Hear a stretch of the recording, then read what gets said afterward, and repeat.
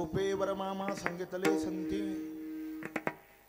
सोपेवर मामा सांगितले संती टाळ दिंडी हाती घेऊन नाचा समाधीचे सुख सांडाव वाळुनी ऐसा या कीर्तनी ब्रह्मरस पुढती घडे चढते सेवना गळे भक्तिभाग्य बळे निर्भरता उपजोच नये संदेह चित्ताशी मुक्तीचारी दाशी हरिदासांच्या तुका मने मन पावोनी विश्रांती तुका मने मन पावोनी विश्रांती त्रिविधना सती तापक्षणी समाधीचे सुख सांडाव वाळुनी ऐसा या कीर्तनी ब्रह्मरस पांडुरंगा करो प्रथम नमः पांडुरंगा करो प्रथम नमः पांडुरंगा करो प्रथम नमः पांडुरंगा करो प्रथम नमः दुसरे चरण संतांचे दुसरे चरण संतांचे दुसरे चरण संतांचे त्यांच्या कृपादाने कथेचा विस्तार कृपादाने कथेचा विस्तार कृपादाने कथेचा विस्तार कृपादाने कथेचा विस्तार सद्गुरुदास तुका बाबाजी सद्गुरुदास तुका बाबाजी सद्गुरुदास तुका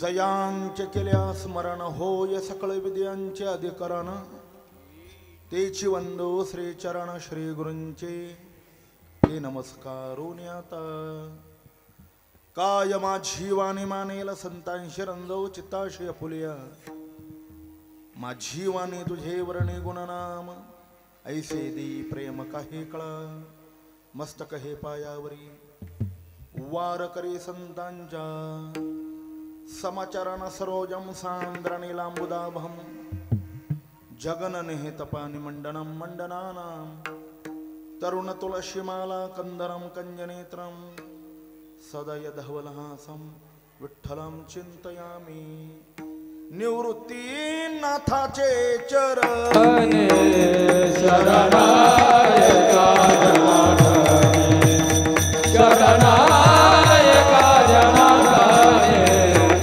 शरणायका जनार्दने निवृत्ती नाथाचे चरण शरणायका जनार्दने शरणायका जनार्दने शरणायका जनार्दने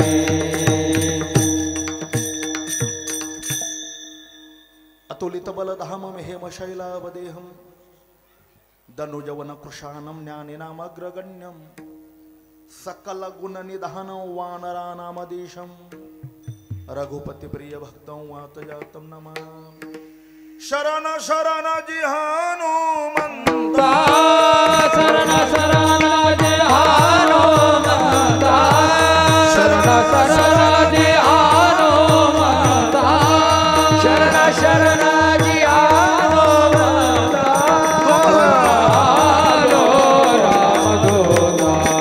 तुम्हारो रामदूता तुम्हारो रामदूता तुम्हारो रामदूता नमो सद्गुरु तुकया ज्ञान दीपा नमो सद्गुरु सच्चिदानंद रूपा नमो सद्गुरु भक्त कल्याण मूर्ती नमो सद्गुरु भास्करा पूर्ण कीर्ती नमो ज्ञानेश्वरा नमो ज्ञानेश्वरा नमो ज्ञानेश्वरा नमो ज्ञानेश्वरा नमो ज्ञानेश्वरा नमो ज्ञानेश्वरा नमो ज्ञानेश्वरा नमो ज्ञानेश्वरा निवृत्तीश्वरा नमो ज्ञानेश्वरा नमो ज्ञानेश्वरा नमो ज्ञानेश्वरा नमो ज्ञानेश्वरा नमो ज्ञानेश्वरा नमो ज्ञानेश्वरा नमो ज्ञानेश्वरा निवृत्ती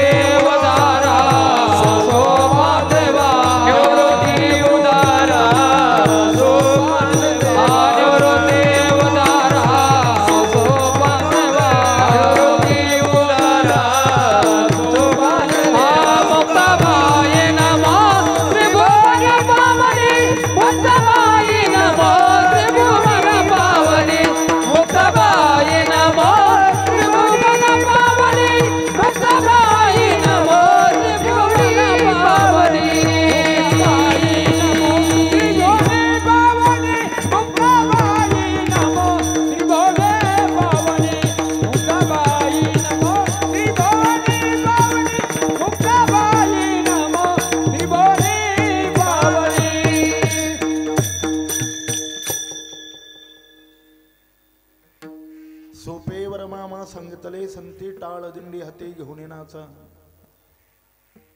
समाजचे सुख सांडाव वाळून थोडा विको कमी करा ऐसा या कीर्तनी ब्रह्मरस थोडा आवाज द्या सकल संत कंठभूषण अनंत कृपा भवन भगवत पूज्यपाद विश्व उद्धारक विश्व कल्याण मूर्ती विश्ववंदनी जगद्गुरु श्री तुकोबाराय आवाज विको कमी करा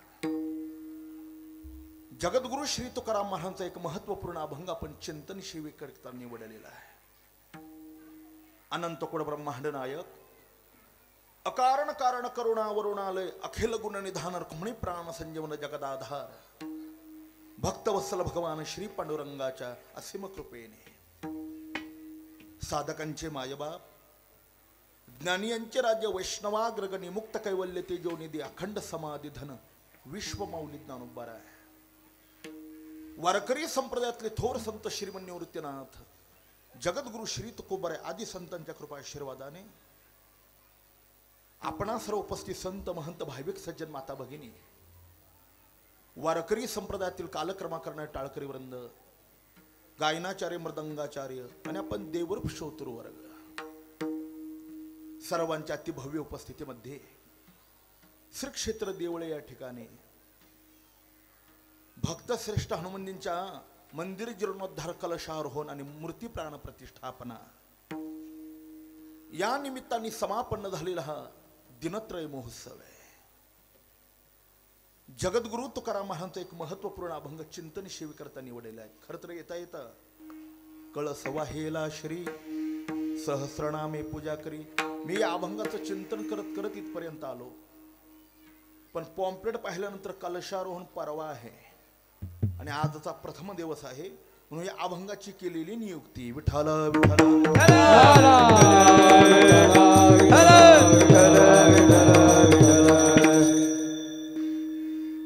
आवाज कमी ठेवा थोडा मॉनिटरला विको द्या संत ही या देशातली फार मोठी संपत्ती आहे एक सांगू समाजामध्ये जी शांतता स्थैर्य समाधान आणि सुख नांदत आहे ते केवळ संतांच्या उपकाराने नांदत आहे संत या देशातले जर बाजूला केले तर भारत देशाला बिहार होण्याकरता फार वेळ लागणार नाही फार मोठे उपकार आहे संतांचे महाराज आपल्यावर फार मोठे उपकार आहे काय दिलं संतांनी 5 गोष्टी दिल्या संतांनी पहिली देशभक्ती दिली दुसरी धर्मभक्ती दिली तिसरी नीतिभक्ती दिली चौथी अध्यात्म भक्ती दिली 5वी संस्कृती भक्ती दिली आणि 6वी भक्ती दिली विठाला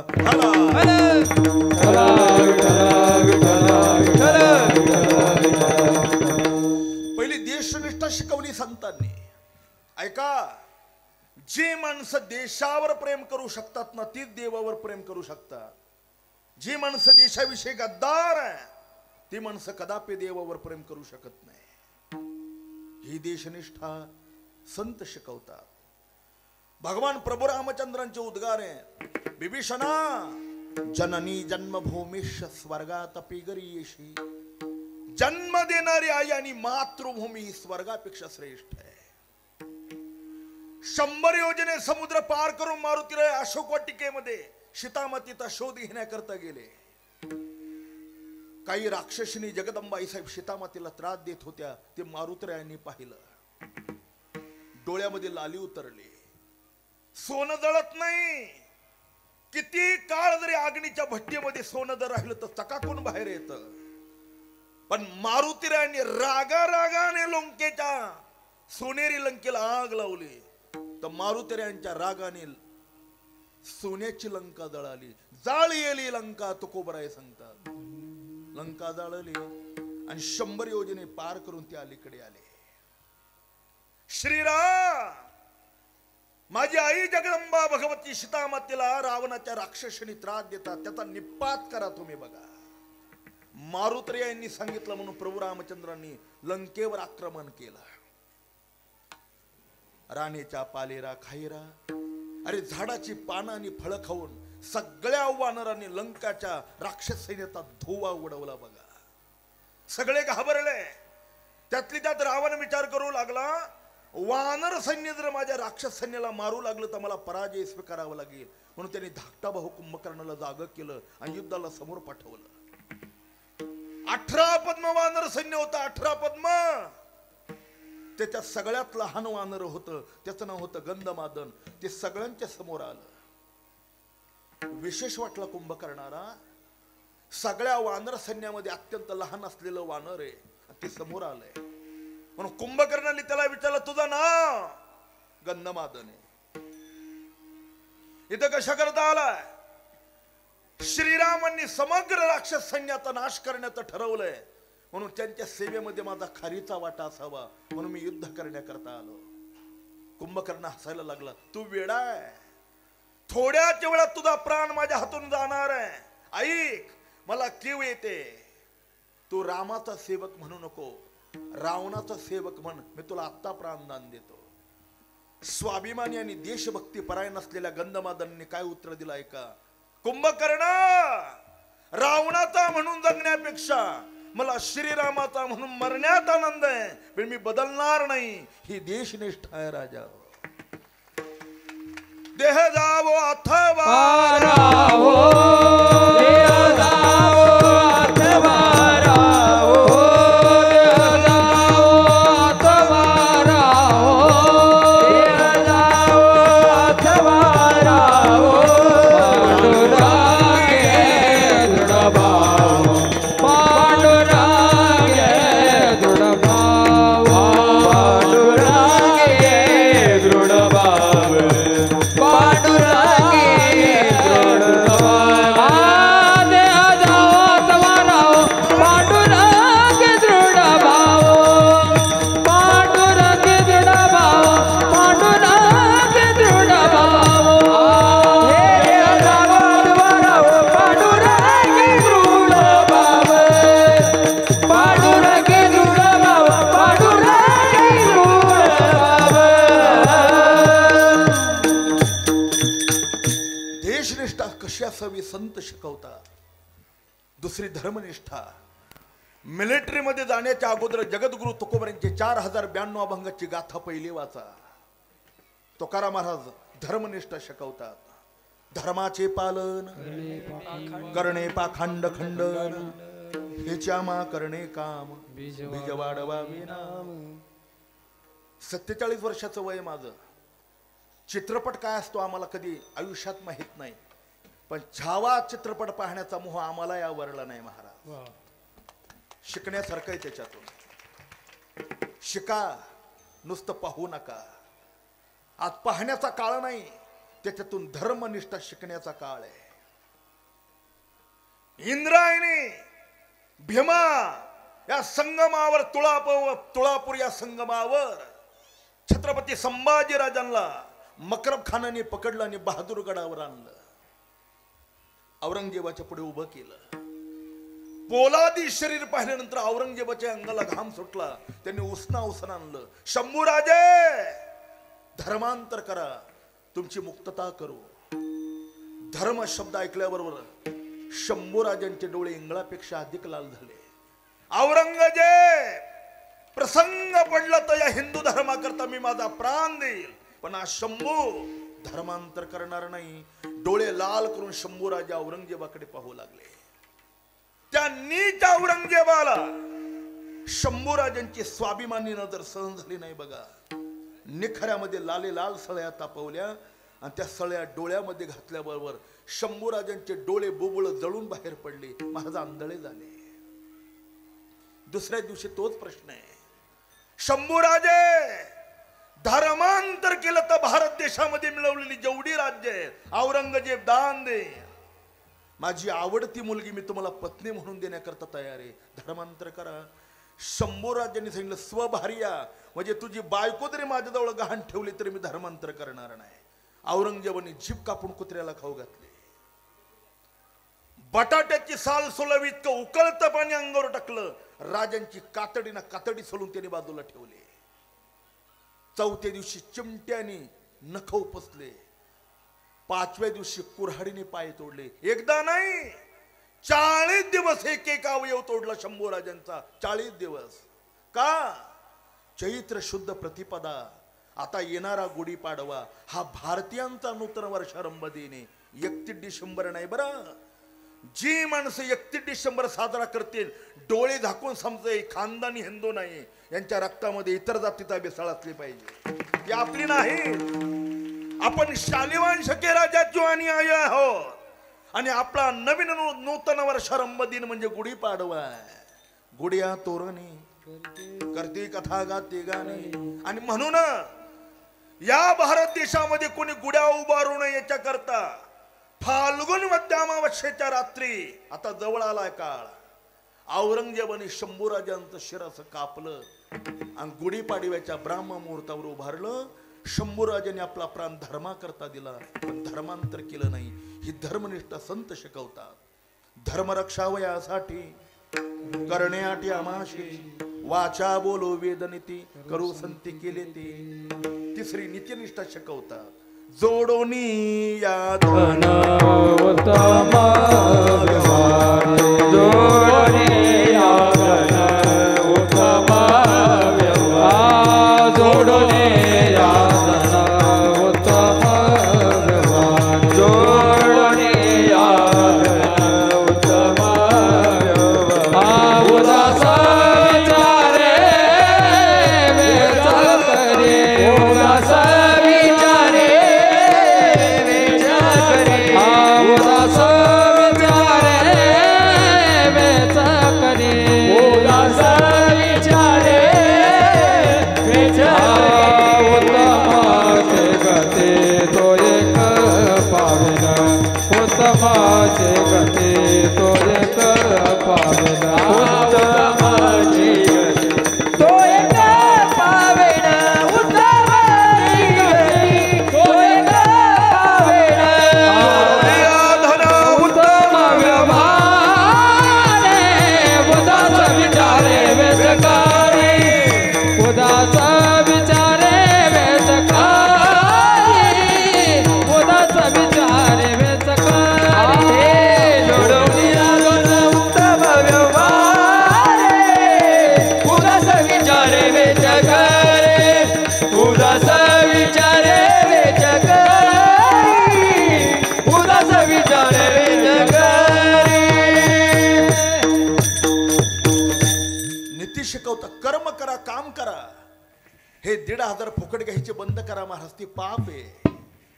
श्रीमद भगवद्गीता सांगते, जो मनुष्य आपल्या स्वतःच्या पोटाकरता दिवसभर काम करत नाही ना, तो देवाच्या दर्शनाच्या सुद्धा लायकीचा नाही. बघा, आपल्या पोटापुरतं का होईना त्यांनी काम केलं पाहिजे. छत्रपती शिवाजी महाराजांनी आपल्याला कष्ट करायचं शिकवलंय, फुकट खायचं शिकवलं नाही.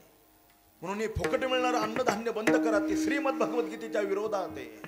काय सांगते गीता?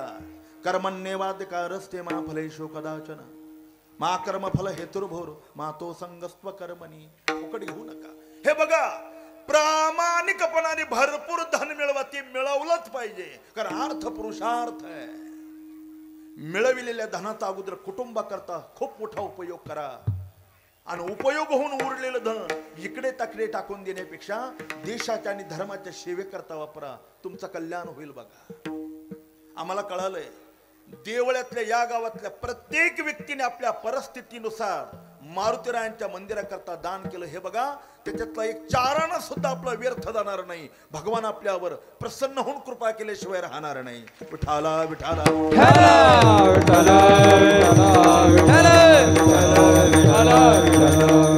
देवाच्या सेवेकरता दिलेलं दान कदापि व्यर्थ जाऊ शकत नाही. मर कदापि नाही. ते कुठे ना कुठे कामाला येतं. वैकुंठवासी मामासाहेब म्हणायचे, संसाराकरता किती तरी प्रयत्न केले, सगळे प्रयत्न कामाला येत नाही, पण देवाची थोडी केलेली सेवा व्यर्थाने वायाला जात नाही. स्वल्पमप्यश्य धर्मश्य त्रायत महतो भयात. म्हणून सेवा करा. तिसरी अध्यात्मनिष्ठा आहे आणि चौथी ज्याच्याकरता मी हावभाव केला ती भक्तिनिष्ठा आहे. महाराज सांगतात, आम्ही नामाचे धारक, आम्ही नामाचे धारक, नेनो प्रकार अनेक, नेनो प्रकार अनेक, हा सर्व भावे हे सर्व भावे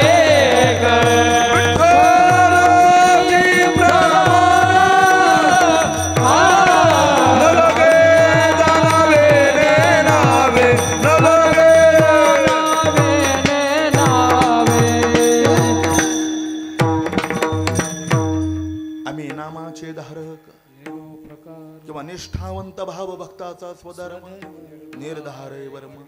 एक सांगू, मारुतर यांनी हृदय चिरल्यानंतर जसं राम पंचायत निघालं ना, तसं नाशिक जिल्ह्यातल्या कोणत्याही व्यक्तीचं जर हृदय चिरलं तर श्रीमन निवृत्तीनाथ दिसले पाहिजे. एवढी श्रद्धा पाहिजे महाराज आपली, एवढी पराकोटीची श्रद्धा. जगद्गुरु तुकाराम महाराज आपल्या जीवनामध्ये भगवान पांडुरंगाने दर्शन द्यावं, देवाची कृपा व्हावी याच्याकरता प्रवृत्त झालेले आहे. देवाकडे जाण्याकरता अनेक मार्ग आहेत, उपायाचे नाही वाणी अनेक मार्ग आहेत. मी फक्त सांगतो, त्याचा विस्तार करायला वेळ नाही. पहिला क्रम मार्ग, दुसरा अष्टांग योगाचा मार्ग, तिसरा ब्रह्मज्ञानाचा मार्ग, चौथा उपासनेचा मार्ग आणि पाचवा भक्तीचा मार्ग. विठाला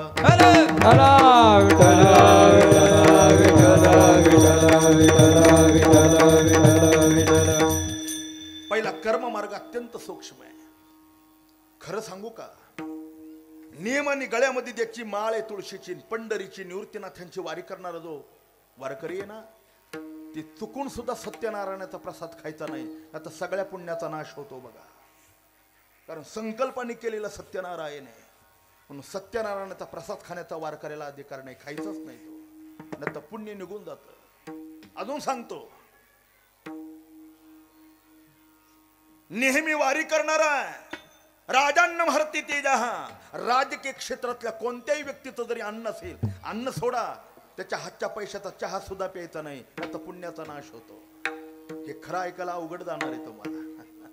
राजान्न भरती तेजहा, राजाच्या राजसत्तेतलं कोणतंही अन्न खाल्लं, पाणी पिलं तर पुण्याचा नाश होतो.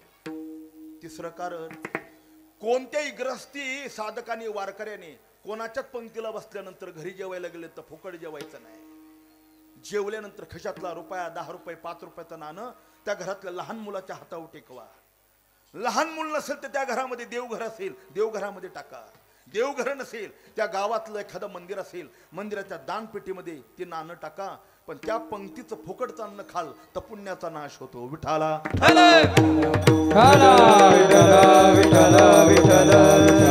हे बघा, पैशाची संपत्ती सहज आणि केव्हाही मिळवता येईल, पण जगामध्ये पुण्य नावाची संपत्ती अशी आहे, ती पुन्हा पुन्हा जर नष्ट झाली, नाहीशी झाली तर मिळवता येत नाही. दुसरं उत्तर आहे का, पैशाची संपत्ती दुसऱ्या जन्मात चालत नाही. जन्म कशाला, या देशातलं चलन परदेशात चालत नाही. चालतं नाही चालत. पण पुण्य नावाची संपत्ती अशी आहे, तुम्ही कोणत्याही जन्माला गेला, कोणत्याही कर्माप्रमाणे देहाला जरी गेला तरी पुण्य नावाची संपत्ती तिथे कामाला येते, ती व्यर्थ जात नाही. म्हणून पैशाच्या संपत्तीपेक्षा पुण्य संपत्तीची आवश्यकता आहे. बलभीम मारुतीराव इथे आले, त्या अर्थ संपत्तीच्या शक्तीने नाही, तुमच्या भक्ती पुण्याच्या शक्तीने इथे आलेले आहेत. विठाला विठाला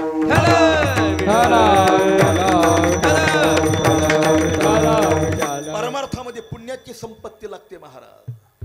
परमार्थ महाधन, परमार्थ महाधन, परमार्थ महाधन, जोडी देवाचे चरण, जोडी देवाचे चरण, जोडी देवाचे चरण, जोडी देवाचे चरण. वावया जतन हे उपाय लाभाचे, वावया जतन हे उपाय लाभाचे, वावया जतन हे उपाय लाभाचे, वावया जतन हे उपाय लाभाचे.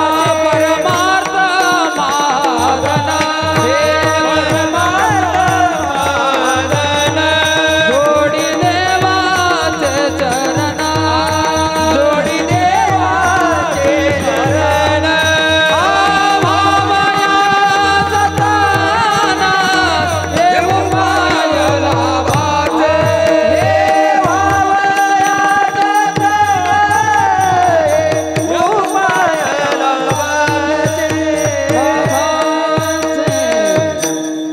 पुण्य संपत्तीचा संचय करून ठेवा, ती व्यर्थ कशालाही वापरू नका. एक छोटासा प्रसंग सांगतो. शांतीब्रह्म एकनाथ महाराजांच्या काळात एका माणसाला कोड फुटला होता, कोड काशीला.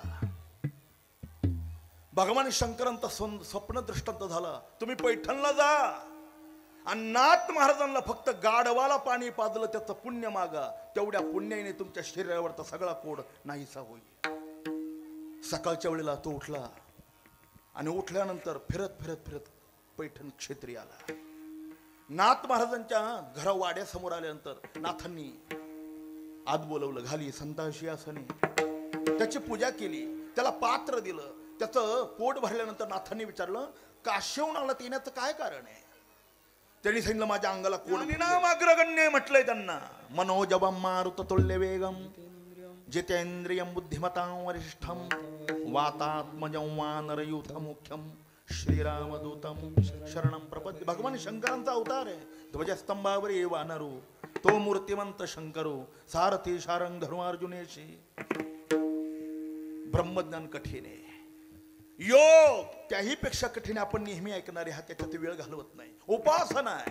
हे बघा, आता वेदशास्त्र संपन्न परमपूज्य परमवंदनीय जगदीश महाराज स्वतः पुरोहिताचं काम करतात. ते मंत्राधीना हा देवता, सगळ्या देवता मंत्राच्या अधीन आहे. आणि मंत्र ब्राह्मणाधीना, हा मंत्र ब्राह्मणाच्या अधीन आहे. मंत्रामध्ये कमी अधिक कोणेपणा जर झाला तर त्या मूर्तीमध्ये कोणत्याही प्रकारचा प्राण प्रविष्टित होऊ शकत नाही. अत्यंत सूक्ष्म आहे ते. मंत्र चळे थोडा तव धडची होई वेडा. उपासनेमध्ये अलीकडे गायत्री मंत्र म्हणण्याची अनेक लोकांची सवय झालेली, ती जपू नका. 6 वर्षाच्या ज्याच्या उपनयन संस्कार झालेले नाही, ज्याला शेंडी आणि जाणवा नाही, अशा कोणाही व्यक्तीला गायत्री मंत्राचा जप करण्याचा अधिकार नाही. बघा, माझ्या पुढे लाईव्ह आहे, मी अगदी स्पष्टपणे सांगतो. जगातली 2 नंबरची गायिका अनुराधा पौडवाल रजस्वल असताना गायत्री मंत्र कॅसेट मध्ये रेकॉर्डिंग केला. त्याच दिवशी वाणीचा कॅन्सर झाला. एवढ्या मोठ्या गायिकीची वाणी निघून गेली तर तिला पुन्हा गाता आलं नाही. विठाला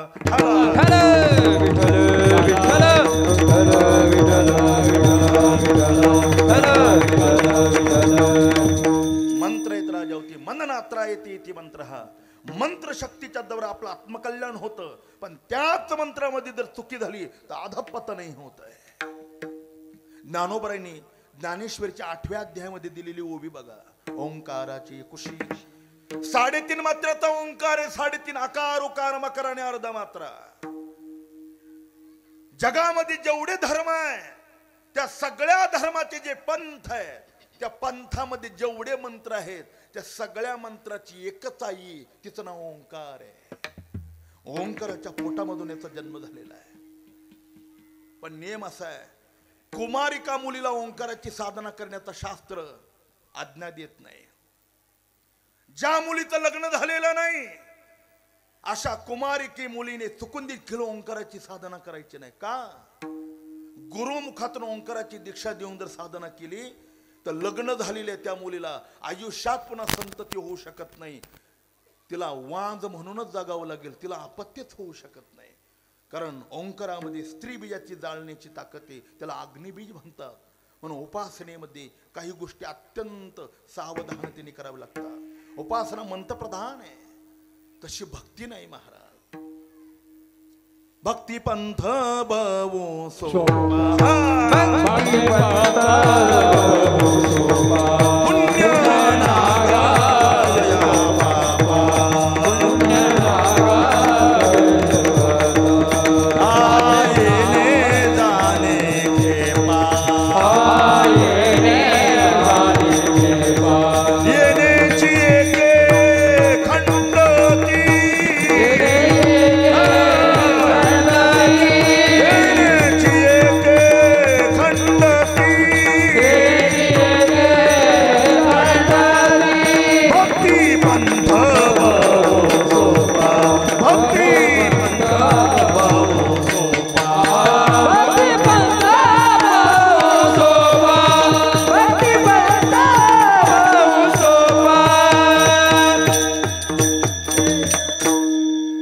नामचिंतनामध्ये एवढी ताकद आहे राजाओ. मूर्ती प्राण प्रतिष्ठा करत असताना काही कमी उणेपणा जर आला तर भगवत नामचिंतनाने ते सर्व काही भरून निघतं. बघा, दोष लागत नाही. म्हणून आपल्याकडे पिंडदान केल्यानंतर नामसंकीर्तन करण्याची पद्धती आहे. धर्मशक्तीच्या द्वारा मूर्तीमध्ये प्राण आणला जातो आणि भगवंताच्या नामचिंतनाने त्याच्यावर संस्कार केले जातात. सोनियाचा दिनवाज अमृते पाहाला, नाम आठविता रूपी प्रकट पै झाला. भगवंताच्या नामचिंतनाच्या द्वारा भगवान सगुण साकार सहज रूपामध्ये होतात. जगद्गुरु तुकाराम महाराजांना सुद्धा देवाच्या दर्शनाची अत्यंत लागलेली ओढ आहे. हे बघा महत्वाचं वाक्य सांगतो, स्वर्गाचं राज्य जरी मिळालं आणि भगवंताच्या भजनामध्ये जर प्रेम निर्माण होत नसेल तर आपलं जीवन अपूर्ण आहे. जगातली लक्ष्मी जरी तुमच्या पायाजवळ लोळण घेत असेल आणि भगवत भजनामध्ये, चिंतनामध्ये, कीर्तनामध्ये आपलं मन रममान होत नसेल, आपलं जीवनच अपूर्ण आहे. तुका म्हणे जन्माल्याचे सार्थक विठ्ठलाची एक देखलिया. कधीतरी देवाने दर्शन द्यावं ही अंतःकरणातली स्वच्छ भावना आपल्या समोर असली पाहिजे. जगद्गुरु तुकोबरा आहे, आपलं जीवन अपूर्ण असलेल्या जीवनाला पूर्णत्वाला प्राप्त करण्याकरता देवाचं दर्शन घडावं याच्याकरता अहोरात्र प्रयत्न करत होते. 1-2 मिनिटात महाराजांचं चरित्र सांगतो आणि पुढे चालतो. वयाच्या 10व्या वर्षी महाराजांच्या आया निवडील दोन्ही निजधामाला गेले. थोरले भाऊ साऊजी जन्मताच विरक्त असल्यामुळे तपश्चर्येच्या त्या तीर्थयात्रेच्या निमित्ताने गेले, पुन्हा आले नाही. संसाराची जबाबदारी महाराज दुसऱ्या क्रमांकाची असल्यामुळे तुकोबरा यांच्यावर आले. चांगली शेती आहे, उत्तम व्यापार आहे, घरी सावकारकी आहे आणि वडलोपार्जित आलेली महाजनकाची परंपरा आहे. सगळ्या अंगाने महाराजांचं प्रापंचिक जीवन अत्यंत अनुकूल होतं. बघा, पहिल्या पत्नीला दमा झालेला होता म्हणून पुण्यामध्ये जे अनेक श्रीमंत घराणे, त्याच्यात आपाजी गोळवे नावाचे घराणे, त्यांनी आपली एकुलती एक मुलगी जिजाईसाहेब महाराजांना दुसरी पत्नी म्हणून दिली. इतका सुंदर संसार चालला महाराज. पण वयाच्या 19व्या वर्षी दुष्काळाने दृष्ट लावले. दुष्काळ पडला, सलग 2 वर्ष दुष्काळ पडला. पाण्याचा थेंब पडला नाही. बघा, थेंब. अन्नधान्य मिळेना म्हणून लोक झाडाची पालं खाऊ लागली, पण पालाही संपला. पाणी मिळेना म्हणून कासावीस झालेली लोक एकमेकाचं रक्त पिण्याची आता परिस्थिती निर्माण झाली. काय करावं? महाराजांचं साधू अंतकरण होतं. घरातलं असलेलं अन्नधान्याची जी गोदामं होती ती महाराजांनी समाजाच्या सेवेकरता अर्पण करायचं ठरवलं. सगळं कीर्तन विसरा, एक वाक्य सांगतो तेवढं विसरू नका. राहू द्या, विक्षेप होतो त्याने. ज्या दिवशी आपल्या गावावर, आपल्या देशावर किंवा आपल्या राष्ट्रावर सामुदायिक आपत्ती येईल ना, सामुदायिक, त्यावेळेला त्या आपत्तीमध्ये सगळ्यांनी एकत्र येऊन सेवा करायचं शिका. तोच खरा परमार्थ आहे. बघा, तोच. लाईव्ह आहे. आता एक वाक्य बोलू का? कोरोना सारख्या महामारीच्या आपत्तीमध्ये ज्या ज्या डॉक्टरांनी, ज्या ज्या लोकांनी मिळेल तसा एका इंजेक्शनाचा फायदा घेऊन 5 पटीने पैसे मिळवले आणि आपले बंगले उभे केले. निवृत्तीनाथांची शपथ घेऊन सांगतो, या लोकांना मेल्यानंतर पाणी जर मिळालं तर आपल्याला विचारा पुन्हा. इतकी भयानक परिस्थिती होणार आहे, इतकी भयानक. हा कर्मलोक आहे. या कर्मलोकामध्ये आहे त्या कर्माचा झाडा द्यावा लागतो. म्हणून पाय उचलून टाकत असताना 100 वेळेला विचार करा, आपण योग्य काम करतो का अयोग्य करतो. विठाला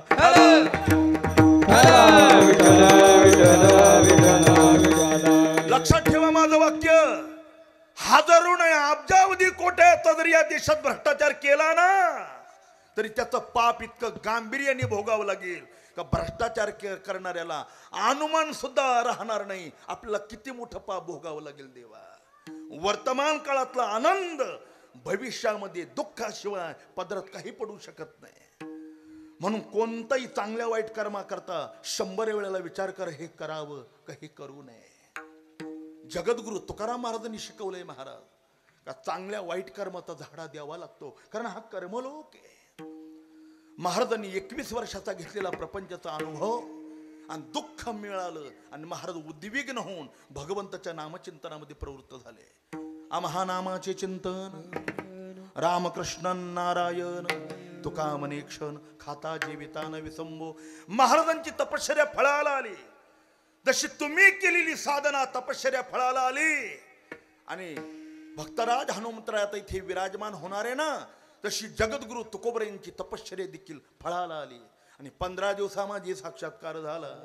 विठोबा भेटला निराकार. मग महाराजांना प्रश्न विचारला, महाराज ज्या भगवान पंढरीनाथांनी तुम्हाला दर्शन दिलं त्या दर्शनाकरता तुम्ही काय साधना केली ती साधना महाराज अभंगाच्या सोपेवर मामा सांगितले संती सोपेवर मामा सांगितले संती सोपेवर मामा सांगितले संती सोपेवर मामा सांगितले संती सोपेवर मामा सांगितले संती सोपेवर मामा सांगितले संती सोपेवर मामा सांगितले संती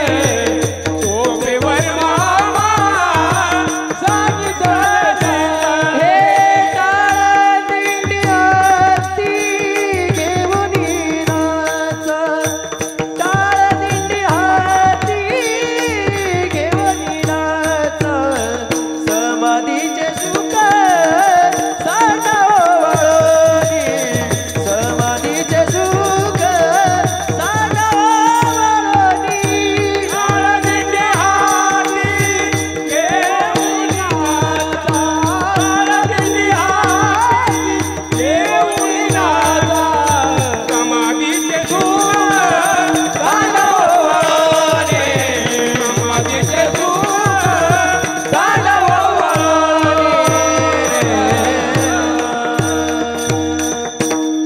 सोपेवर मामा सांगितले संती जे संतांनी सांगितलं ते आम्ही केलं परमार्थ हा मनाने करायचा नाही बरं बऱ्याच वेळेला लोक दान धर्म करतात पंक्ती घालत माळ तेवढं सोडून बोला का हो आमच्या मनाची माळ आहे मूर्ख आहे तो म्हणणारा परमार्थावर मन चालत नाही ज्याच्या स्वतःच्या मनाच्या घोड्याचे लगाम भगवान श्रीकृष्णांच्या हातात आहे त्या अर्जुनाचा प्रश्न आहे चंचलम हे मन कृष्ण प्रमाथे बलभद्रडम तस्याहम निग्रम मन्ने वायोरी वसुदुष्कुरम म्हणून परमार्थ मनाने करायचा नाही मग संतांच्या संगतीने करायचा त्यांच्या विचाराने परमार्थ करता आला पाहिजे ज्याला तत्काल देवाच्या दर्शनाची आवश्यकता आहे त्यांनी संत विचारानेच परमार्थामध्ये आपला पाऊल टाकावा विठाला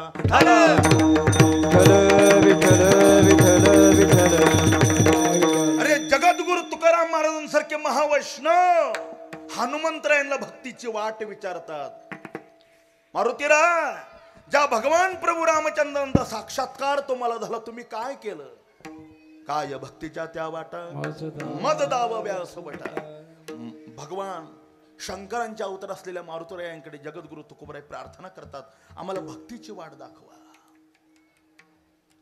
संत विचाराने प्रेरित झालेले तुकाराम महाराज सांगतात आम्हाला संतांनी शिकविलं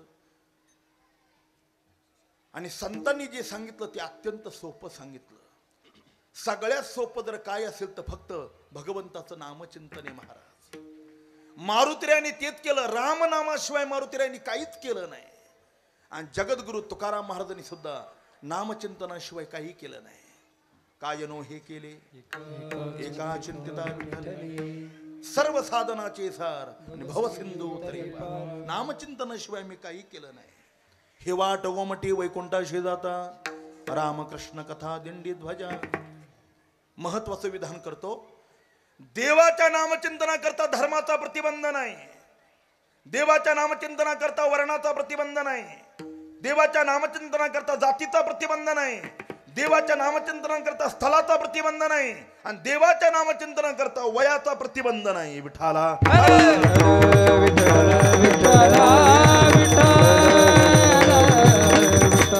अरे 1 वर्षाचा मुलगा झाल्यानंतर त्याला बोलता येऊ लागलं ना तर आई त्याला रामकृष्ण हरी म्हणायला शिकवू शकते पण आई शिकवत नाही हा दोष आहे आईचा डोंगरेजी महाराज सांगायचे 16 वर्षाच्या आत जर मुलगा बिघडला तर सगळं पाप आईला भोगावं लागतं तुका म्हणे जाय नरका भक्ताची माय कारण 16 वर्षाच्या आत मुलगा बिघडला तर समजावं त्या आईने त्या मुलाला योग्य संस्कार दिलेले नाही क्षमा मागून एक वाक्य बोलू का आता इथे खूप भरपूर माता भगिनी आहेत आपल्या मुलांना चांगले संस्कार देता येत असेल तरच त्यांना जन्माला घाला नाहीतर अगोदरच लोकसंख्या खूप झालेली त्याच्यात तुम्ही तुमची भर घालू नका विठाला विठाला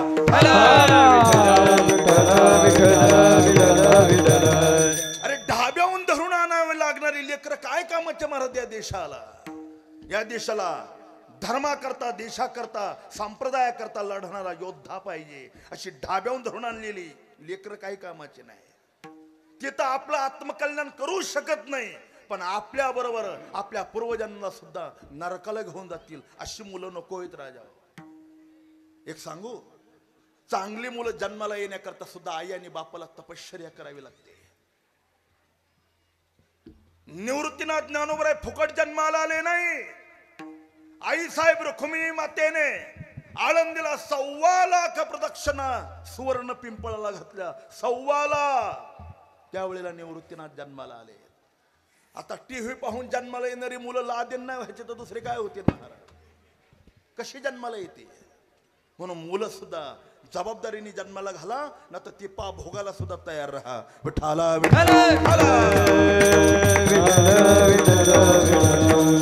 आता आळंदीला या भांडे घासणाऱ्या आईचा 9 वर्षाचा सोहम नावाचा मुलगा आहे. 18 अध्याय ज्ञानेश्वरी मुखोद्गत आहे. तुमच्याच गावचे महाराज त्यांना विचार. 18 अध्याय ज्ञानेश्वरी म्हणजे 9,000 ओव्या त्या मुलाच्या मुखोद्गत आहे. किती वर्षाचा मुलगा आहे? 9. त्या आईने केवढी तपश्चर्या केली असेल. अरे माळा घालून काही ना 40-40 वर्ष झाले, पण 28 अभंगाचा हरिपाठ सुद्धा अजून पाठ झाला नाही. तुम्ही विचारा, ज्याचा पाठ आहे त्याला सोयीचा म्हणता येत नाही. त्याचं ज्ञानदेव माग पुढे होत राहत सारखं. आणि 9,000 ओव्या मुखोद्गती, केवढी तपश्चर्या असेल महाराज. घरातला एक मुलगा जर दुराचारी निघाला तर कुटुंबाचा विध्वंस होतो. म्हणून मुलं सुद्धा चांगली जन्माला घाला. आपण भगवान श्रीकृष्णाचा इतिहास आपल्याला माहिती आहे. 16,108 पत्न्या देवाला आहेत. बाईला 16,000 रे. त्या जांबवंती नावाच्या पत्नीलाच मुलबाळ नव्हतं. हट्टाला पिटले. एक सांगू का, ज्याला नाही ना त्याला इच्छा खूप राहते हो. या बाबा कदान, त्या बाबा कदान, ते करान, पिंपळाचे पार झिजवा, नाही नाही ते उद्योग करीत राहते. ज्याच्या आहेत त्यांनीच काय दिवे लावलेले राहतात, पण नसल्यावर इच्छा खूप राहते. आता देवाला प्रत्येक पत्नीला 8-8 मुलं होती, पण त्या जांबवंतीला नव्हतं. तिला इच्छा झाली काही करा, पण मला बोल झालं पाहिजे. देवाने सांगितलं 4 महिने भगवान शंकरांची सेवा करावी लागेल. ठीक आहे, करीन. चातुर्मासामध्ये भगवान श्रीकृष्णाने भगवान शंकराला 1 लाख कमळ वाहण्याचा संकल्प केला. 4 महिन्याला फक्त 1 दिवस कमी राहिला होता. 1 दिवस भगवान शंकरांनी भगवान श्रीकृष्णांची परीक्षा घ्यायची ठरवलं. आणि त्या दिवसातल्या पृथ्वीवरची जेवढी कमळ होती तेवढी भगवान शंकरांनी गुप्त करून टाकली. कमळ शिल्लक ठेवलं नाही. सूर्यास्त होण्याची वेळ आली. भगवान श्रीकृष्ण विचार करू लागले, हा शेवटचा दिवस आहे. आज जर 1 लाख कमळ मी वाहून जर पूर्ण केली नाही तर आतापर्यंत केलेली सेवा सगळी व्यर्थ जाईल. काय करावं? मनात विचार केला, माझे भक्त माझ्या पायाला पदकमल म्हणतात, पण ते पाय कसे वाहावे? हाताला हस्तकमल म्हणतात, पण हातही वाहता येत नाही. मुखाला मुखकमल म्हणतात, पण तोंड वाहता येत नाही. मग लक्षात आलं, डोळ्याला नेत्रकमल म्हणतात. भगवान श्रीकृष्णांनी आपलं उजवं बुबुळ उपसलं आणि भगवान शंकराच्या पिंडीवर ठेवलं. ओम नमः शिवाय. भगवान साम प्रसन्न झाले. काय पाहिजे आपल्याला?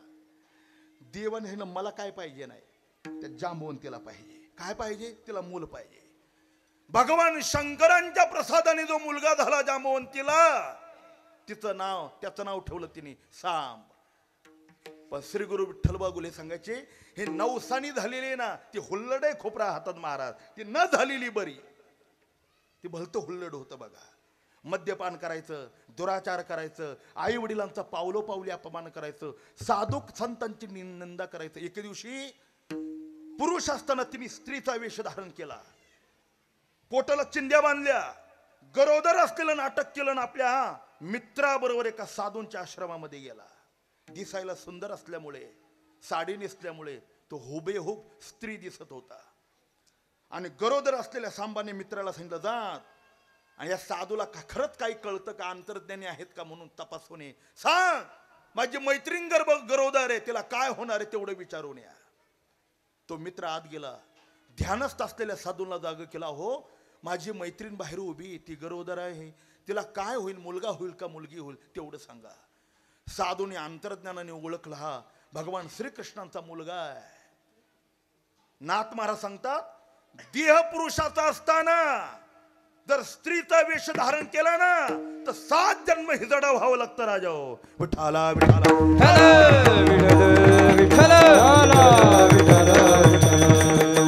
भारूड करणारे आहे ना, त्यांनी लक्षात ठेवा, देह जर पुरुषाचा असलं तर स्त्रीची नक्कल करायचे नाही, कांकर हातात घालायचे नाही, साडी नेसायचं नाही, तर 7 जन्म हिजडा व्हावं लागतंय. तोच पण प्रकार झाला. साधूने अंतर्ज्ञानाने ओळखलं मोठ्याचा मुलगा आहे. सांगितलं जा, माझी टिंगल करू नका, इथून चालते व्हा. तो मुलगा जायला तयार नाही. रागवले साधू आणि सांग तुझ्या मैत्रिणीला सांग मुसळ जन्माला येईल म्हणा. मुसळ त्या चिंध्या खोलल्या तर खरंच ते मुसळ जन्माला आलं. नाश करण्याचा प्रयत्न केला, नाश झाला नाही. तुम्हाला माहितीये देवाच्या साम नावाच्या एका मुलामुळे 56 कोटी यादव मेले. 56. देवाला पाणी पाजायला माणूस राहिलं नाही. देवाची जर ही परिस्थिती तर ज्याची ढाब्याहून धरून आणावी लागतात त्याची काय परिस्थिती असेल. विठाला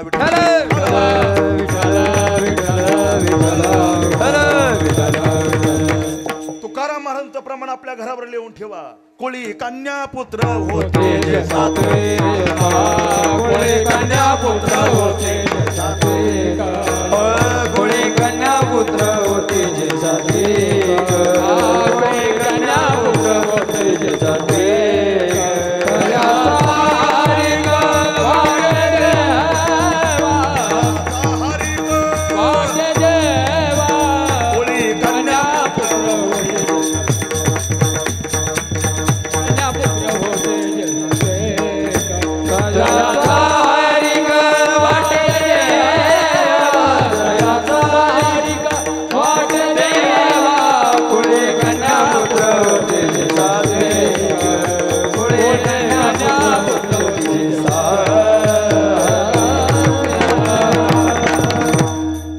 झाडाजवळ गेले, बकरा झाडाला बांधला, सुरी घासू लागले.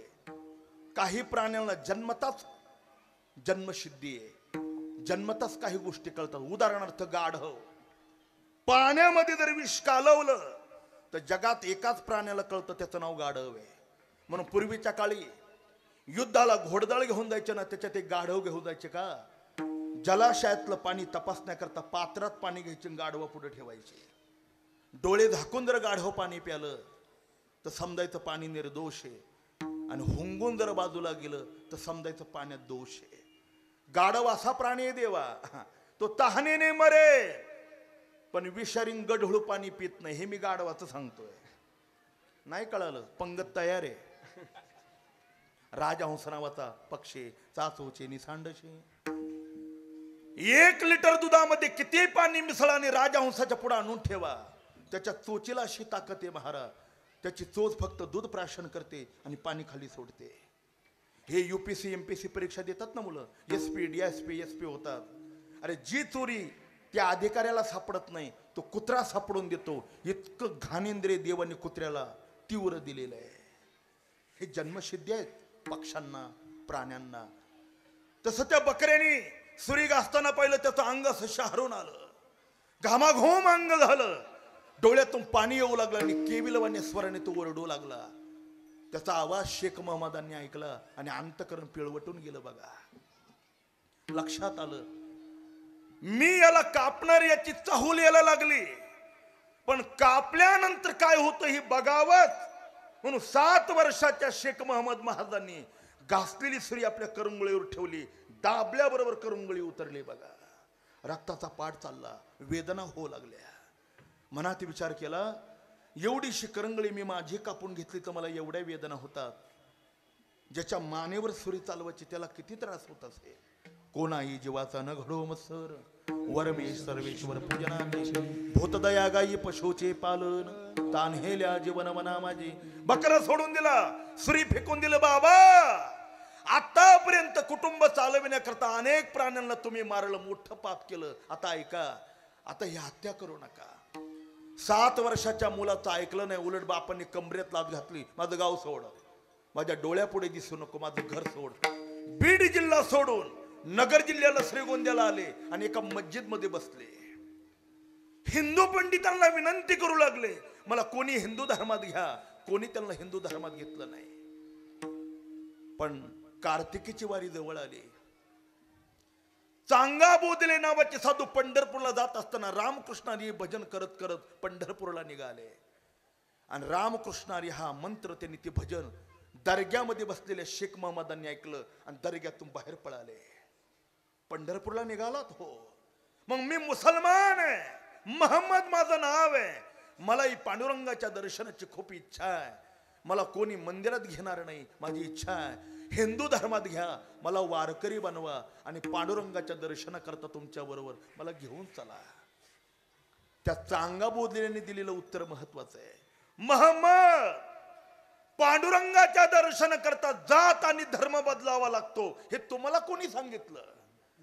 आम्हाला ज्ञानोबराय सांगतात, अभिमानून संडिस्व जातीचा, ज्याला त्याला आपल्या जातीचा अभिमान असला पाहिजे. म्हणून बघा, आमुची माळयाची जात, आम्ही वारीक वारीक, म्हणे नरहरी सोनार, म्हणे शिंप्याचा नामा, म्हणे चोख्याची महारीन.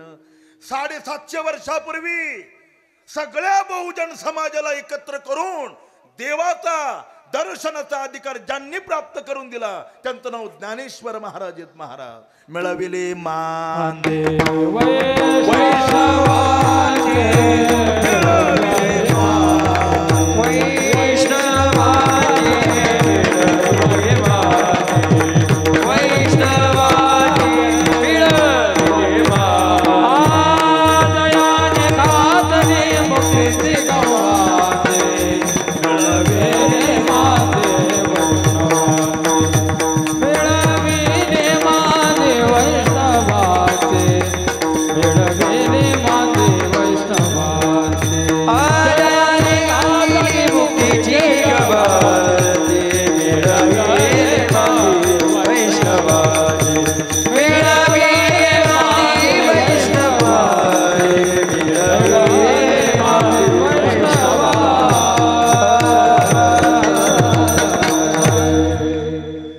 ज्ञानेश्वर महाराजांनी पहिला पालखी सोहळा काढला. त्यातले वारकरी कोण आहे? कबीर, मोमीन, लथिफ, मुसलमान, सेनाना, विधान, विष्णुदास. धर्म बदलू नका. चांगा बोधलेने आपल्या तुळशीची गळ्यातली माळ त्यांच्या गळ्यामध्ये टाकली. रामकृष्ण हरी मंत्र त्यांना उद्बोधून दिलं. सांगितलं, महम्मद, पंढरपूरला येऊ नका, जगाला दाखवून द्या. याच मस्जिद मध्ये बसून रामकृष्ण हरी भजन केल्यानंतर चंद्रभागेच्या तीरावर असलेला भगवान पंढरीनाथ दर्शन देण्याकरता या मस्जिद मध्ये येईल. तुम्हाला पंढरपूरला येण्याची गरज नाही. साधूच्या शब्दावर विश्वास ठेवला. दिवसभर गावामध्ये फिरावं, पोटापुरती लागली तेवढी मधुकरी मागावी, ती खावी, आणि त्याच मस्जिदमध्ये आता ज्यांची समाधी त्या दर्ग्यामध्ये, त्याच मस्जिदमध्ये रात्रंदिवस रामकृष्ण हरी मंत्राचा टाहो पडून भजन नामसंकीर्तन करावं. शासक इतिहासकार सांगतात, 6 महिन्याच्या चंद्रभागेच्या तीरावर असलेल्या भगवान पांडुरंगाने श्रीगोंद्याच्या मस्जिद मध्ये येऊन शेख महम्मद महाराजांना आपल्या विटेवरच ते सुंदर असं रूप दाखवलं आणि शेख महम्मद महाराजांना कृतार्थ केलं. जगाच्या इतिहासात अशी मस्जिद आहे श्रीगोंद्याची, तिथं भगवान पंढरीनाथ स्वयंभू रूपाने उभा आहे आणि नामसप्ताह तिथे टाळ मृदंगाच्या भजनामध्ये केला जातो. ही वारकरी संप्रदायाच्या भजनाची ताकद आहे. स्वल्प वाटे चला जाऊ, वाचे गाऊ विठ्ठला, वाचे गाऊ विठ्ठला, वाचे गाऊ विठ्ठला, वाटे चला जाऊ, वाचे गाऊ विठ्ठला, वाचे गाऊ विठ्ठला, वाचे गाऊ विठ्ठला.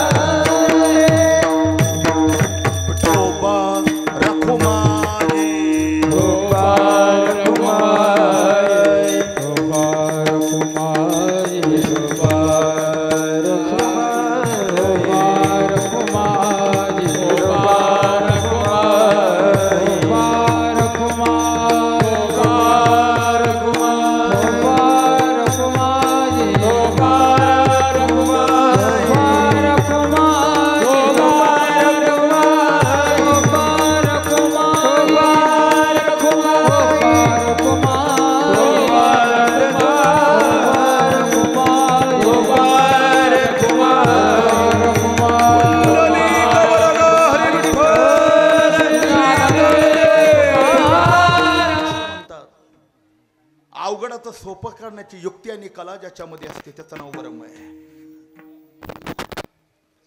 आपल्या घरी जर एखादी देशी गाय असेल ना, देशी गाय, ते देशी गायचं 5-6 महिन्याचं खोंड जर्शीचं आणतोल्या नाही बरं.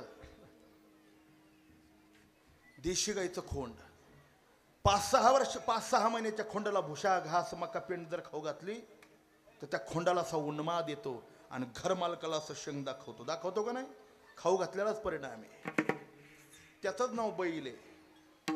मग बैलाचं वर्म फक्त शेतकऱ्याला माहिती. काय वर्म आहे? बैलाचं नाक कच्चं आहे बघा. नाकाशी व्यसन घातली की कसली बैल हातामध्ये येतात, हे बैलाचं वर्म आहे. घोडा आहे, घोड्याचं काय वर्म आहे? घोड्याची दाढ कच्ची आहे. दाढेमध्ये काटेरी लगाम टाकला का घोडा ताब्यात येतो, घोड्याचं वर्म आहे. हत्ती आहे, हत्तीचं काय वर्म आहे? कसलाही उन्मत्त हत्ती जरी असला ना तर हत्तीचं गंडस्थळ कच्च आहे. गंडस्थळाला अंकुश लावला हत्ती ताब्यात येतो. देवळ्याला जर कधी वाघ निघला तर त्याचंही वर्म सांगतो. वाघाचं काय वर्म आहे? क्रूर असलेला वाघ जर समोर दिसला तर धावत जायचं ना, वाघाची कानाशी घट्ट पकडायची, वाघ ताब्यात येतो. कृपया हा प्रयोग करू नका, मी काय केलेला नाही. तसा परमार्थ अवघड आहे महाराज. बहुनाम जन्मनामन्ते ज्ञानवान मां प्रपद्यते वासुदेव सर्वमिति स महात्मा स दुर्लभः मनुष्याणां सहस्रेषु कश्चित् यतति सिद्धये यतितामपि सिद्धानां कश्चिन्मा वेत्ति तत्वतः. आवाज कमी ठेवा, थोडा विको द्या. विरळा पावे अवघड गोवे शेवटीची, अवघड गोवे शेवटीची. विरळा पावे अवघड गोवे शेवटीची, अवघड गोवे शेवटीची. विरळा पावे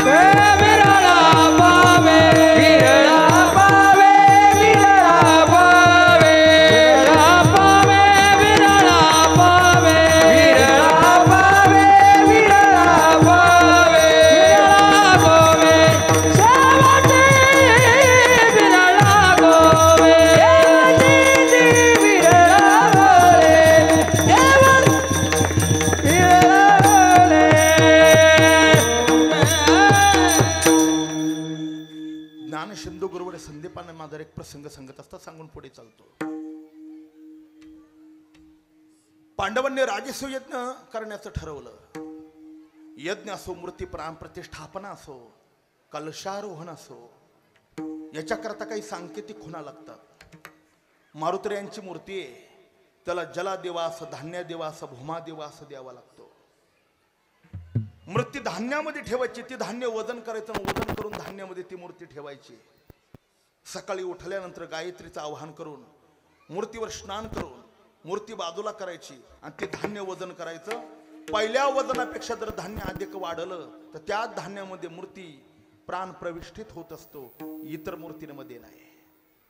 जलादिवास द्यावा लागतो. जलादी लिटरनं पाणी वजन करा, मूर्ती रात्रभर ठेवा, सकाळी काढा आणि ती पाणी पुन्हा वजन करा. अगोदरच्या लिटरपेक्षा जर पाणी वाढलं तर त्याच मूर्तीमध्ये प्राण प्रतिष्ठित होतो. अशा काही सांकेतिक खुणा आहे. तसा यज्ञ आहे. धर्मराजाला यज्ञ करण्याची इच्छा झाली, भगवान श्रीकृष्णांकडे गेले. भगवंतांनी सांगितलं काही करू नको, ही घंटा घेऊन जा आणि यज्ञ मंडपाला बांध.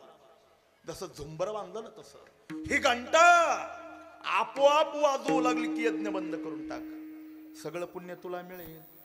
आलेल्या महापुरुषांना, वैष्णवांना, साधूंना अन्नदान कर. धर्माने घंटा घेतली, यज्ञ मंडपाला बांधली. 2 दिवस झाले, 4 दिवस झाले, 6 दिवस झाले, 8 दिवस झाले, 10 दिवस झाले, घंटा वाजेना. राजा धर्माला तर घाम आला. देवाकडे गेला, प्रभो तुम्ही सांगितल्याप्रमाणे मी घंटा यज्ञ मंडपाला बांधली, पण ती घंटाच काय वाजेना. देवाच्या लक्षात आलं प्रतिबंध आलेला आहे. आता एकच उपाय, धर्मा तुझं भाग्य चांगलं आहे बघ. यमुनेच्या काठावर दुर्वासा आत्ताच आले, जा आणि त्यांना निमंत्रण दे. दुर्वासा तुझ्या यज्ञ मंडपामध्ये आले आणि पात्रावरचं एक भाताचं शीतग्रहण केलं की त्यांच्या पुण्याने घंटा वाजेल, सगळं पुण्य तुला मिळेल, फक्त आणण्याची जबाबदारी तुझी. तो गेला. सकाळची वेळ होती. एका खडकावर यमुनेच्या काठावर दुर्वासा बसले होते. धर्मराजाने नमस्कार केला. महाराज, मी हस्तिनापुर नगरीमध्ये राजसूयज्ञ केलेला आहे आणि त्या यज्ञामध्ये आपले चरण स्पर्श व्हावा आणि माझ्या पात्रावरचा थोडासा प्रसाद आपण सेवन करावा ही माझी इच्छा आहे. दुर्वासा विरक्त साधू होते बघा. धर्म, वाहणारी यमुना नदी मला पाणी पिण्याकरता देते. वृक्षवल्ली आम्हा सोय रे वनचरे, देवाने आमची फळाची व्यवस्था केली. अरे मला जर कशाची आवश्यकता नाही तर तुझ्या यज्ञ मंडपामध्ये यायचं कशाला? मी येणार नाही. धक्का बसला धर्माला. त्याने दर्शन घेतलं. महाराज, तुमच्या करता येऊ नका पण माझ्या करता या ना. असं मी येईल पण दक्षिणा म्हणून मला काय देशील तू? धर्माने सांगितलं, मी सम्राट भारत देशाचा राजा आहे. तुम्ही मागाल ते देणे इतकं माझ्याकडे सामर्थ्य, मागा. धर्म तत्काल देण्याकरता तयार आहे. ते काय पाहिजे तुम्हाला? असं वचन दे, आश्वासन नको. कारण जे कधी पूर्णच होत नाही त्याचं नाव आश्वासन आहे आणि जे पूर्णच करावं लागतं त्याचं नाव वचन आहे. म्हणून पुढारी वचन देत नाहीत, आश्वासन देतात. करू, तुमचं कल्याण करू, तुमचं कल्याण करू म्हणतात. आम्ही भोळे त्यांना मत देतो. मत दिलं का ते निवडून येतात. निवडून आले का ते राहतात दिल्लीत ना आम्ही राहतो इथं. कल्याण दोघांच्या मध्ये कधी येतच नाही. असं कल्याण काय कामाचं? वचन द्या. दिलं वचन. काय पाहिजे तुला? तुम्हाला दुर्वासांनी सांगितलं, 100 यज्ञाचं पुण्य मला दे, मी आता तुझ्या नगरीला येतो. एक यज्ञ होईना झालं, 100 यज्ञाचं पुण्य कोणाकडे चालतं हो? धर्म, भीम, नकुल, सहदेव, अर्जुन, 5ही पांडवांना दुर्वासांनी फक्त 100 यज्ञाचं पुण्य मागितलं. कोणाकडे नव्हतं. सगळे चिंतातुर झाले आणि द्रौपदी मातेला हे कळालं. दुर्वासांना 100 यज्ञाचं पुण्य दिल्याशिवाय ते येत नाही. काय केलं पाहिजे? द्रौपदीने वर्म वापरलं. असे मारुतीचं मंदिर आहे. जवळपास असलेल्या घरातल्या मंडळींनी सकाळी येत असताना पायात पायतन घालायचं नाही. कमी कमी 50 फूट अनवाणी पायाने येऊन मारुतीयांचं दर्शन घेत जा. जवळ घर असलेल्या माणसाने पायात पायतन घालून जवळ यायचं नाही. अनवाणी पायाने देवाच्या दर्शनाला येता आलं पाहिजे. महाराज, आलंच पाहिजे, हा नियम आहे. किंवा वारी निवृत्तीनाथांच्या बरोबर जी माणसं वारकरी चालतात ना, ज्याचं शरीर चांगलं आहे, ज्याच्या शरीराला कोणत्याही प्रकारचा आजार नाही, अशा निरोगी शरीराच्या माणसाने कमी कमी पायात पायतन घातलं नाही पाहिजे. आजारी माणसाला हा नियम नाही. पण ज्याचं शरीर तंदुरुस्त आहे त्याने अनवाणी पायाने भगवत भजन केलं पाहिजे. दुसरी गोष्ट, वारी चाललेल्या माणसाने वाहनाचा कधी आश्रय घ्यायचा नाही. मंदिर बांधलंय ना. तिसरी गोष्ट, मंदिरात गाभाऱ्यामध्ये केवढाही मोठा जरी साधू आला तरी देव मूर्तीच्या समोर कोणतेही साधूचं दर्शन घ्यायचं नाही, ना तर देवाचा अपराध येतो. चौथी गोष्ट, मारुतीयांचं मंदिर बांधले, मूर्ती प्राण प्रतिष्ठापना केली, रोज स्नान घातलं पाहिजे. 2 वेळेला नैवेद्य दिलाच पाहिजे. 2 वेळेला आरती केली पाहिजे.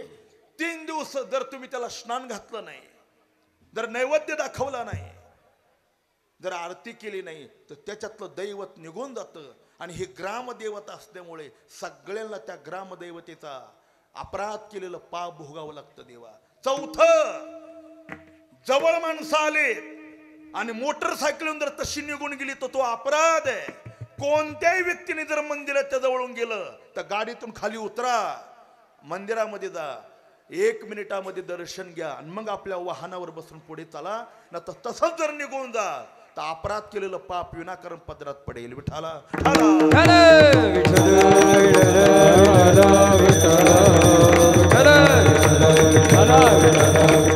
मंदिराच्या अवतीभोवती थुंकू नका. कोणताही अजागळ आणि तमोगुण रजोगुणी प्रकार मंदिराच्या जवळपास झाला नाही पाहिजे. का? मंदिराच्या जवळपास ती स्पंदन फिरतात महाराज. म्हणून शास्त्र नियम असा आहे, मंदिराच्या कळसाची सावली सुद्धा कोणाच्या घरावर पडू नये. नंतर त्या घरातली धनलक्ष्मी, वैभवलक्ष्मी आणि संतती हळूहळू नाहीशी होते.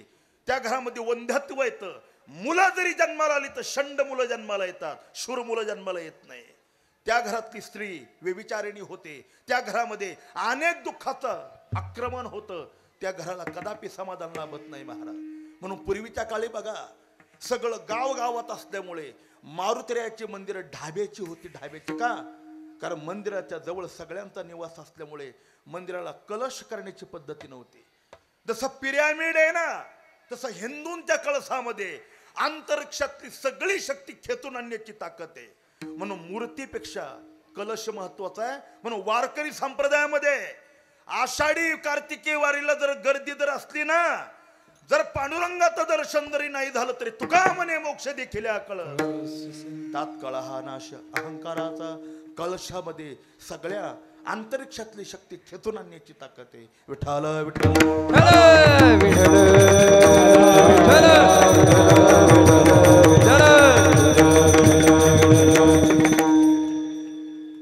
द्रौपदी मातेने दुर्वासाला घेऊन यायचं म्हणून पायात पायतन घातलं नाही. महाराणी असलेल्या द्रौपदीने मेना रथ काहीच घेतलं नाही. हातामध्ये एक जपमाळ घेतली आणि जय कृष्ण श्रीकृष्णाचं भजन करत करत दुर्वासांकडे गेली. दुर्वासा, मी पांडवांची पत्नी द्रौपदी आहे. आमच्याकडे यज्ञ चालू आहे आणि तुम्हाला निमंत्रण देण्याकरता मी आले. माझी विनंती स्वीकारा आणि माझ्या यज्ञशाळेत चला. दुर्वासाने सांगितलं यायला अडचण नाही, पण मला 100 यज्ञाचं पुण्य लागतं, ती देतीस का तू? तिने सांगितलं हे बघा, 100च यज्ञाचं पुण्य पाहिजे का अधिक यज्ञाचं पुण्य पाहिजे? याचा अगोदर विचार करा, मन मला मागा. दुर्वासा थोडे थांबले, काय प्रश्न विचारला? द्रौपदी, अरे तुझ्या 5 पतींजवळ हे यज्ञाचं पुण्य नाही आणि तू एक आबला स्त्री आहे, तुझ्याकडे एवढं पुण्य आलं कुठून? तिने दिलेलं उत्तर महत्वाचं ते ऐका. ती म्हणाली, दुर्वासा, मी भगवान श्रीकृष्णांची भक्त आहे आणि भक्तिशास्त्रामध्ये असा नियम आहे, राम नामाचा नामचिंतन करते 1 पाऊल जमिनीवर टाकला का 1 यज्ञ होतो. बघा, राम म्हणता वाट चाले यज्ञ पाऊला पाऊले, कोटी कोटी यज्ञ नित्य जाता नेम, एक हरिनाम जपता घडे. मी द्रौपदी माझ्या यज्ञशाळेपासून तर तुमच्या पर्णकुटिकेपर्यंत भगवत नामचिंतन करत आले.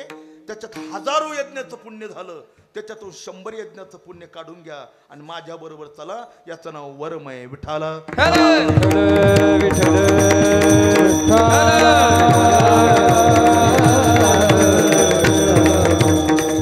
तसं तुकाराम महाराजांना विचारलं, तुकोबरा, पांडुरंगाचं दर्शन होण्याकरता तुम्ही कोणतं वर्म वापरलं? महाराज सांगतात, टाळदिंडी हाते घेऊन नाचा, टाळदिंडी हाते घेऊन नाचा, टाळदिंडी हाते घेऊन नाचा, टाळदिंडी हाते. सोपे वर्म आम्हा सांगितले सांगते, सोपे वर्म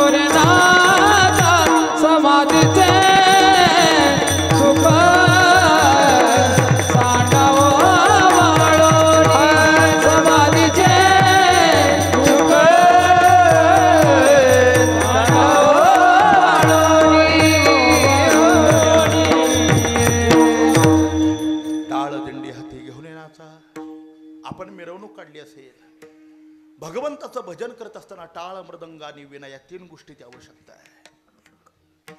हे वेदांनी शास्त्रमान्य केलेली साधन आहे. बरं, ऋषी मुनींनी याला मान्यता दिलेली आहे.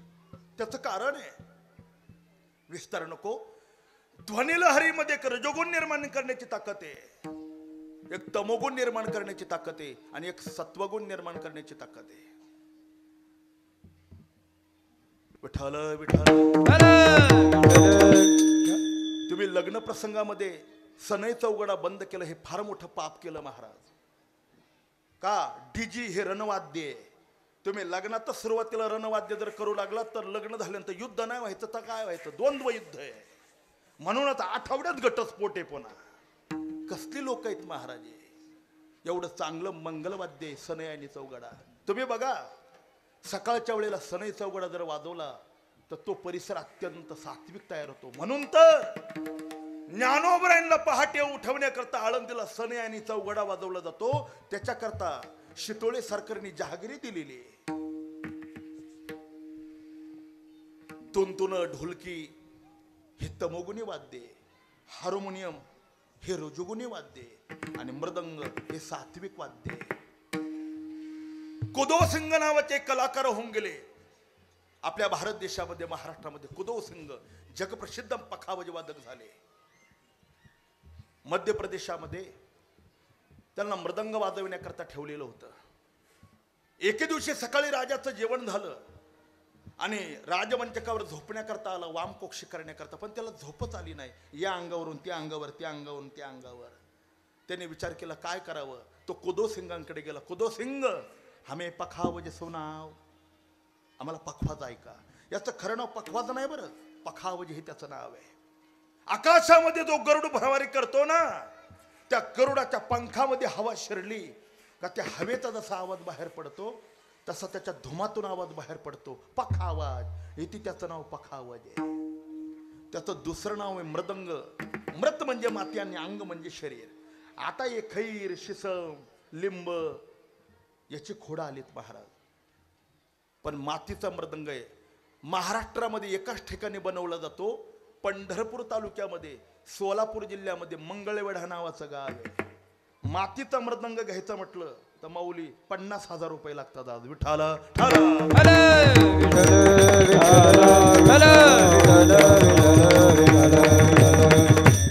त्या मृदंगावर जर थाप टाकली तर 10 सेकंद आस बाहेर पडते घड्याळ लावून. 10 सेकंद. पहिला मृदंग भगवान शंकरांनी वाजवला. हे त्यांचं वाद्य आहे, भगवान शंकरांचं. नंतर इंद्राने वाजवला, नंतर अर्जुनाने वाजवला आणि नामदेवरायांच्या कीर्तनामध्ये कबीर महाराजांनी वाजवला. विठाला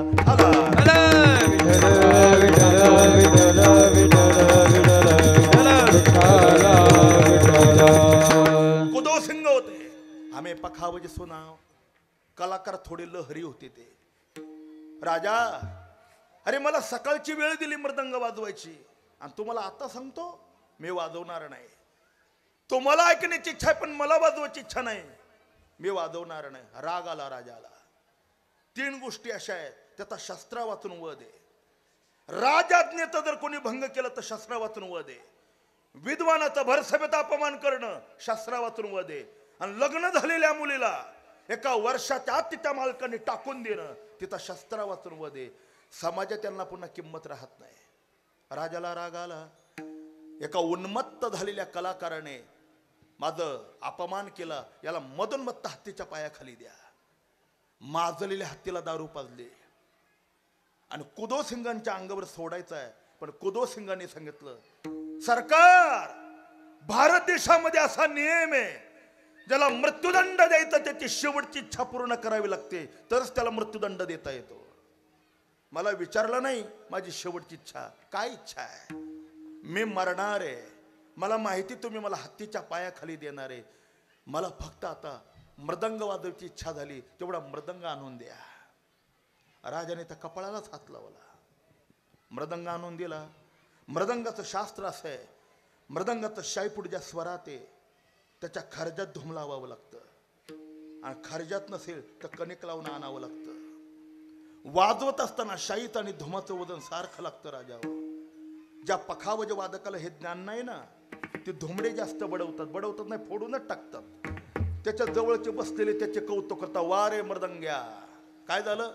एका कीर्तनात 6 दुमडी फोडले. वारे वा पाहता ही वेडी हळद. याला का परीक्षा म्हणतात.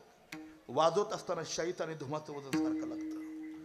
कुदो सिंगाने डाया बाया लावला आणि मोकळ्या मनाने सांगितलं तुमच्या माजलेल्या हत्तीला सोडा.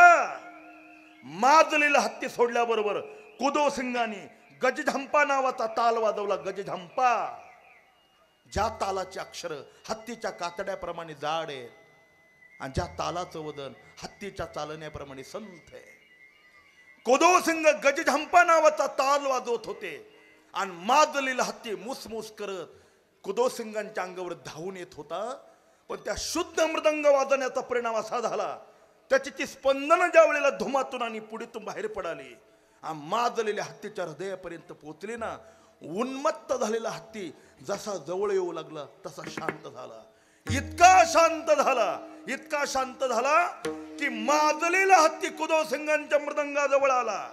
त्यांनी दीड पाय वाकवला, आपली सोंड मृदंगावर ठेवली आणि कुदोसिंगाला नमस्कार करून तो मागे वळून निघून गेला. तर राजाने तोंडात बोट घातलं. बाप रे बाप, काय ही विद्या आहे, त्याचं नाव मृदंग आहे. एका तमोगुणी प्राण्याला शांत करण्याची ताकद त्याच्यामध्ये, म्हणून त्याला मृदंग म्हणतात. दुसरं टाळ आहे आणि तिसरं विणा आहे. वाजे टाळ टाळ्या टाळी, होय होळी विघ्नाची, टाळे वाजवावी गुढी उभारावी, आनो हात वाजती टाळ, आनो हात वाजती टाळ, आनो शिर घेतर साळ, आनो शिर रसाळ, आनो भावाचा माया सकाळ, आनो भावाचा माया सकाळ, नामा म्हणे केशव कृपाळो, नर हरी रामा गोविंदा वासुदेव, नर हरी रामा गोविंदा वासुदेवा. राम म्हणे केशव कृपाळ, हरे राम गोविंदा वासुदेवा, हरे राम गोविंदा वासुदेवा.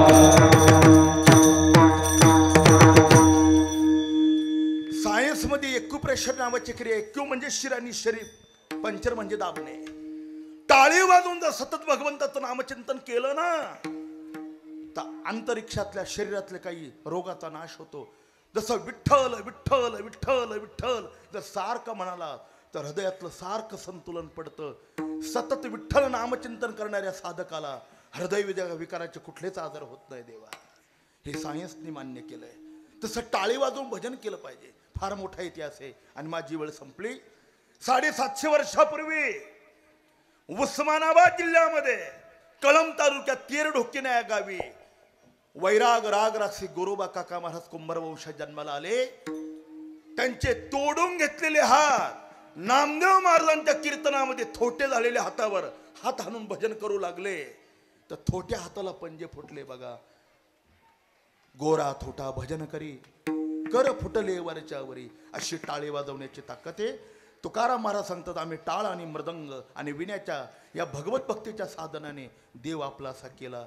सोपे वर मामा सांगितले संती, टाळ दिंडी हाती घेऊन नाचा, ज्ञानेश्वर माऊली ज्ञानराज माऊली, माऊली ज्ञानेश्वर माऊली ज्ञानराज माऊली, गौरव ज्ञानेश्वर माऊली ज्ञानराज माऊली, माऊली ज्ञानेश्वर माऊली ज्ञानराज माऊली, ज्ञानेश्वर माऊली ज्ञानराज माऊली. मूर्ती प्राण प्रतिष्ठापना व कलशारोहण सोहळ्याच्या निमित्ताने देव दुर्लभ अशा प्रकारचा या ठिकाणी सोहळा संपन्न होतोय. आणि या सोहळ्यामध्ये माझे हृदयवन्य गुरुबंधू गोरख महाराजांच्या माध्यमातून वारकरी गंधर्व आपणा भाविकांच्या वतीने ही सेवा अवगाहन करण्याची सुयोग सद्य माझ्या पदरामध्ये मला टाकले. या मूर्ती प्राण प्रतिष्ठेच्या पुरोहिताचं जे मुख्य काम जे पाहताय, वेदशास्त्र संपन्न धर्माचार्य श्री हरिभक्तीपरायण जगदीश महाराज जोशी शास्त्रीजी महाराज आणि त्यांचे सहकारी ब्रह्मवंदांच्या माध्यमातून पूजा संपन्न होते. आणि वारकरी संप्रदायाच्या टाळ मृदंगाच्या वादनाच्या माध्यमातून जो भगवत भक्तीचा जय घोष आहे, त्या नामशक्तीच्या द्वारा आणि सेवेमध्ये सरश्रद्ध असल्याने आपण सर्व भाविक आणि नाशिक जिल्ह्यावर भगवत भक्तीचे ज्यांनी संस्कार केले, परमपूज्य प्रातस्मरणीय गुरुवर्य जोग महाराज वारकरी मठाचे अध्यक्ष पूज्य बाबा घुले बाबा यांचं कृपा आशीर्वाद आणि मार्गदर्शन आपल्याला आहे. मगाशी साहेबांनी आम्हाला सांगितलं, महंत डॉक्टर रामकृष्ण बारल्ल हवितकर आणि गुरुवर्य बाबा या दोघांनी इथे कुदळ टाकली आणि त्यांच्याच कृपेने भाविकांच्या सहकार्याने आणि श्रद्धेने सुंदर अशा प्रकारचं या ठिकाणी मंदिर उभारणी झाली. मंदिराला पाहिल्यानंतर समाधान वाटतं महाराज, झळझळीत सोनसळा. आणि आता परवा कळस दिसतो सोजवळा, बरवे बरवे पंढरपूर विठोबा रायाचे नगर, अशा प्रकारचं एक सुंदर मंदिर. आणि दक्षिणमुखी प्रत्यक्षात मारुती आहे. त्यांनी मागशी सांगितलं, रामकृष्ण महाराज वितकरांनी सांगितलं, ज्या गावामध्ये दक्षिणमुखी मारुती आहे, आपण केलेला संकल्प तत्काळ प्रसन्न प्राप्त करून देण्याचं सामर्थ्य त्यांच्याकडे. सत्य संकल्पाचा दाता नारायण, सर्व पूर्ण करी मनोरथ. आणि आम्हाला करूया, संयोजक सूचना सांगतील, मगच आपण आपलं स्थान सोडावं. ही सर्वांना प्रार्थना. एकदा सर्वांनी प्रेमाने हात वर करा. सर्वांनी करा, सर्वांनी करा, सर्वांनी करा. निवृत्ती राया, निवृत्ती राया.